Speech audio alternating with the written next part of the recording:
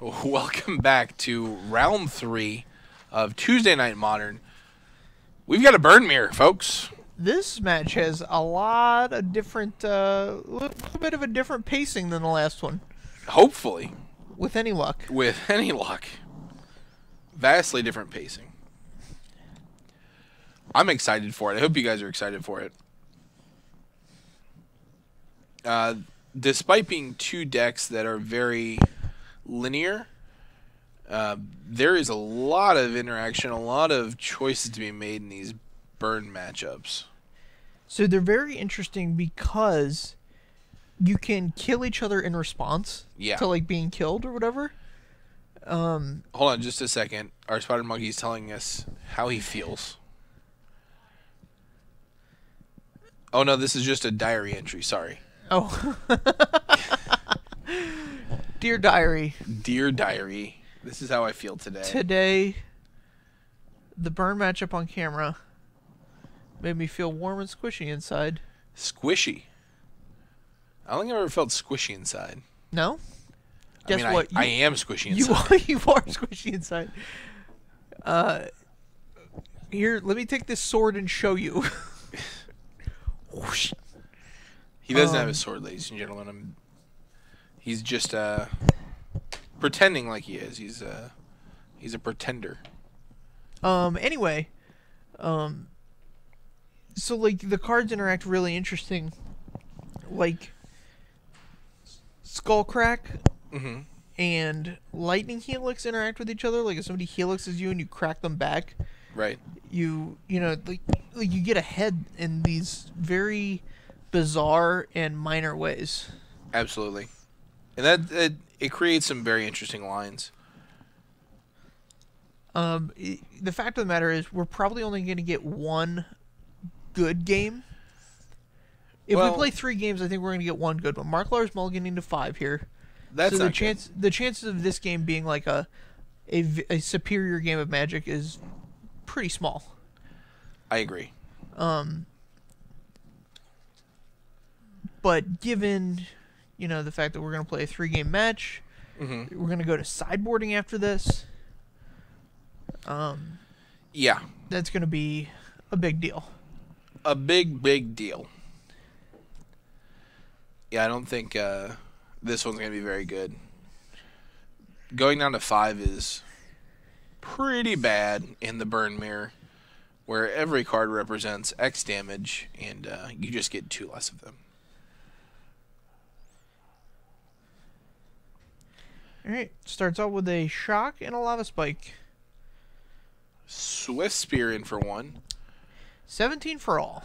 Now, having the creature can be a double-edged sword. It gives Zach's Searing Blazes some life, but at the same time, it's a source of repeatable damage when Burn doesn't normally have access to that.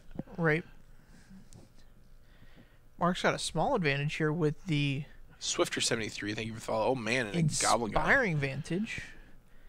Goblin Guy's going to feed Zach a land. Suspending a Rift Bolt. Mark is firing on all cylinders. It looks like he got the appropriate lands and everything, but of note, I think he's got 2 in hand. Yep. To Zach's full grip. 6, it looks like. No. Looks like Zach has an Eidolon, a couple skull cracks. Man, Eidolon. I don't know how good that one is in this matchup. That could be a double-edged sword for sure. Oh, yes. Oh, yeah. The interesting thing is you can't kill somebody. Like, if you're at 2 with an Eidolon in play, you can't kill anybody because your Eidolon trigger is going to resolve before your spell. Right. And so this changes that whole texture of, like, them killing you at instant speed. Sending the Lightning Helix at the Goblin Guide, in my opinion, wisely. So, normally you wouldn't want to trade off your resources for their guys like that. But in this case, Mark has so fewer resources that it's just worth it. You buy yourself a lot of time, and if you get to cast all the spells in your hand, you're just going to win this game. Right.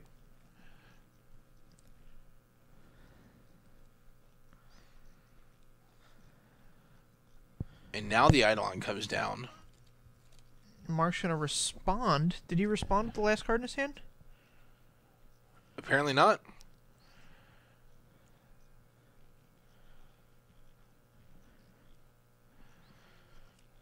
Drew the Helix.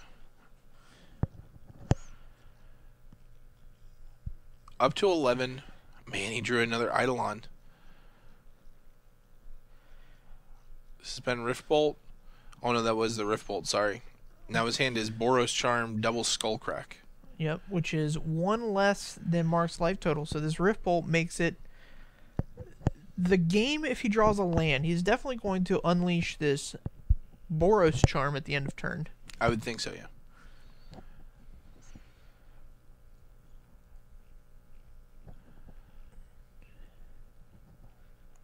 Down to 4. He definitely wants to land here, and he's got it. Oh, no, it's an Inspiring Vantage that comes in tapped.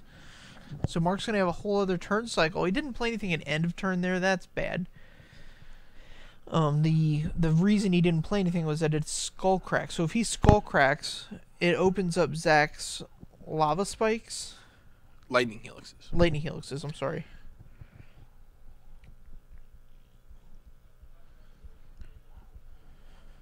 And just attack for 1. So Make all these Skullcracks Zach lethal. is playing very, very conservative because of what? I don't know. He doesn't want to lose to like a Lava Spike blowout. Well, he's at 10. Right, so there's a suspended Riftbolt. He could... I just think he should have... Lightning Helix blow is what I meant.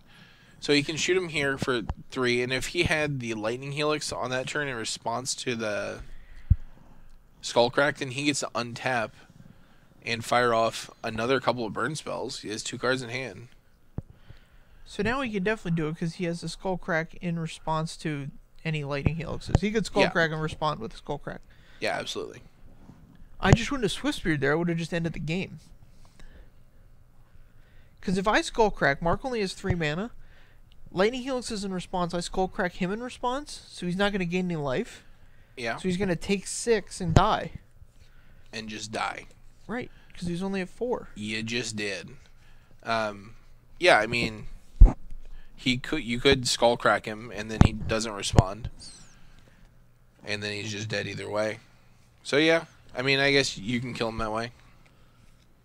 Zach instead prefers to attack with his human monks. Human monks. Yeah. Sometimes you just gotta monk them. Hey, we're the monkeys. So I can't imagine Eidolon stay in here. Yeah, Eidolon... You want your cards to be beneficial 100% of the time in this mirror match. And Eidolon is not always the best one for you. I don't imagine Eidolon is that card. Card that is probably coming in is Deflecting Palm's probably a big one here. Oh yeah, Deflecting Palm's nice.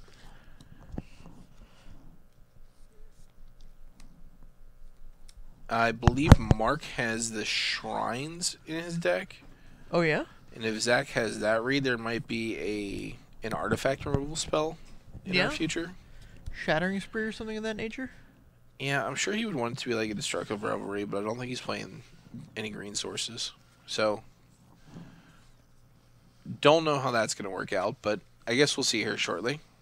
Both players shuffling up in a nice, timely manner. Oh, yeah. Nice little change of pace there. Yeah, for a matchup with so many lines to think about all the time. So many lines. There's not a ton of lines in that game. Just because Zach was never really in danger, he was allowed to play very conservatively as a result. I think if both players keep good 7s, then there's a lot more to think about. Agreed. I also think 10 is the magic number. When you're at 9, like most cards, outside of Boros Charm, all the other cards deal damage in increments of 3. Mm-hmm. So like 3 cards, it's very hard to deal 10 unless one of them's a Boros Charm. Sure. So like 11's way better than 10, but 10 is way better than 9. That's a lot of ways. Yeah, like... Super whey. Like curds and whey. Wow. Aggressive. Alright. I wonder what the range... What's your range on hands here? Do you keep like a one-lander in this matchup? I mean, if I have a one-lander with a bunch of one-mana spells, then sure. Going to 6 is so bad. Going to 5 is just... You might as well just scoop. Yeah.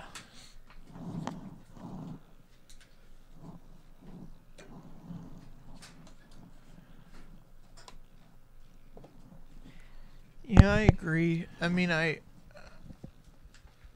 would probably keep a one-lander. You're keeping 100% of all two-landers. Oh yeah, 2-lander's perfect. That's where we want to be. What about a five-lander? No, I'm way out on 5-landers. Yeah, I mean, that's basically a mold of 4. What about a four-lander? You consider that like a mold of 6? I am not at all happy about a 4-lander, I'll tell you that. Not even a little bit. Depends on what the other 3 cards are. Like, if it was like Goblin Guide, Boros Charm, Lightning Helix, I'd probably keep it. If they have an answer to your Goblin Guy, you're just so far out of that game. Yeah, but Mark's on the play here. Yeah, so you get 2 damage. So would you keep... Yeah, and you trade a card. You get to trade their Lightning Bolt.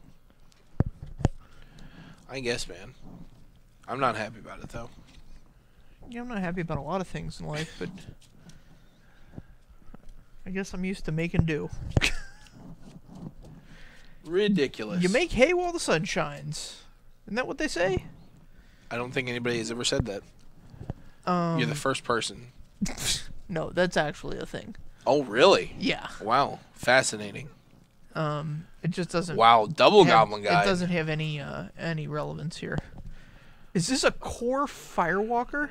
That's a core Firewalker. F. Man, core Firewalker is such a mirror breaker.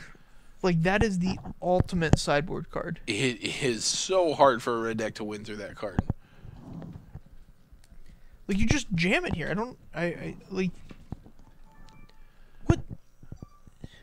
I don't think you need to jam it here. No, you 1000% jam it. You just jam it and Just block. jam it. Just jam it. Just jam it in. Jam it in. Jam it. Jam it. Jam it. Jam it. Get it in. On the board. In play. There's All no of those reason things. not to. All of those things. There's no reason not to. Here's... Spotted Monkey, will you pull up Skullcrack? Pull up Skullcrack? Pull up Skullcrack. Damage can't be prevented. Does it say damage can't be prevented? Let's see. Spotted Monkey's working diligently. Oh, he has a Fury Charm. A what? Is that a... No, that's a... Sorry, that's a Searing Blood.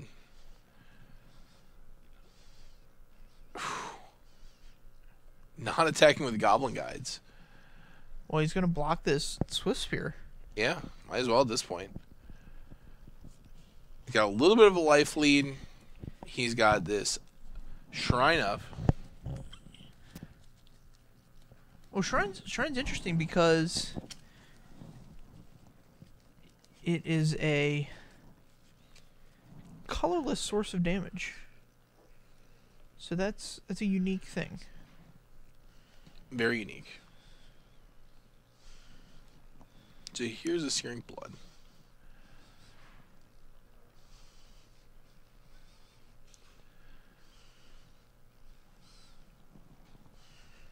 Marklar just confirming that it's Searing Blood. Confirmed. You think we're going to see this core Firewalker now? I mean, so he can play this Shrine going to 11, and then Lava Spike Mark gaining 1 going to 12. Yeah. That's good enough for the girls I go out with. Yeah, the Shrine can destroy the Firewalker, but if Mark's going to like double time walk himself to kill this Firewalker, like that's perfectly fine. Oh, we got a suspension. Yeah, Suspend and Ripbolt's solid here. Okay. Counter on the Shrine. Of note, Mark still needs a third land to pop the shrine. It's not guaranteed that he has it.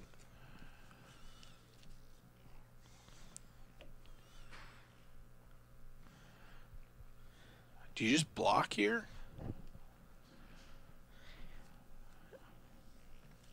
Alright. We really need to know the text of Skullcrack.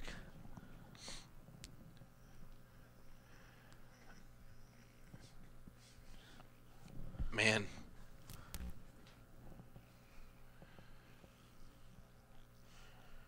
Okay, so they're confirming down there that Skullcrack will prevent let's the Firewalker die to damage from a red creature. Alright, so gaining a life, killing a Monastery Swift Spear, spend another Rift Bolt, fire off a Lava Spike. He can do whatever he wants here. Yep.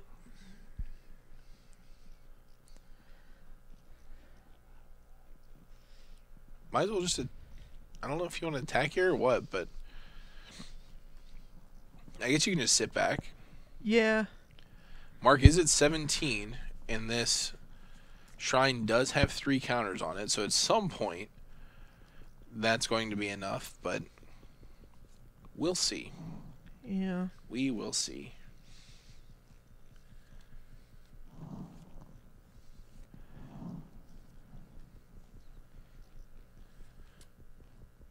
Yes, our Spider Monkey was too busy hunting down Feral and finding out what his record was for you maniacs to listen to us. Or are we getting some? Feral lost round 1, so he also lost round 2. Oh, did he? Did but Feral he won leave? round 3, so he's now 1 and 2. Are we gonna Feral on camera round 4? I think we're just getting Feral updates throughout the day. All right. We need a Twitter feed to update us on what Feral's doing every hour of the day. And Twitter feed would probably have tens of followers. Zach doing some complex math here. Yeah, he's got a situation on his hands.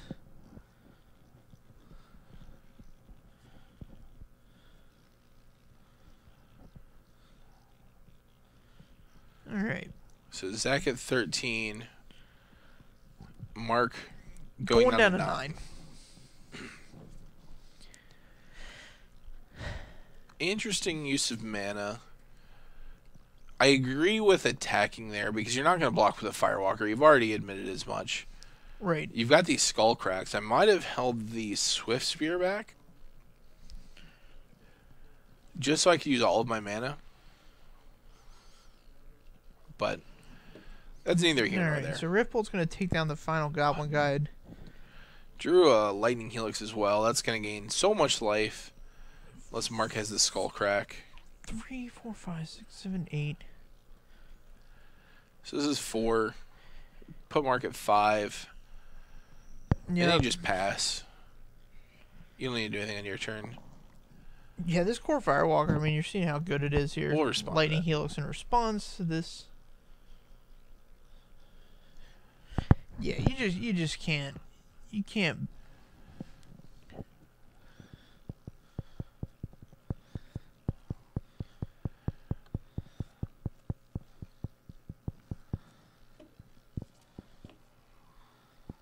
And Skullcracker resolves back down to 16.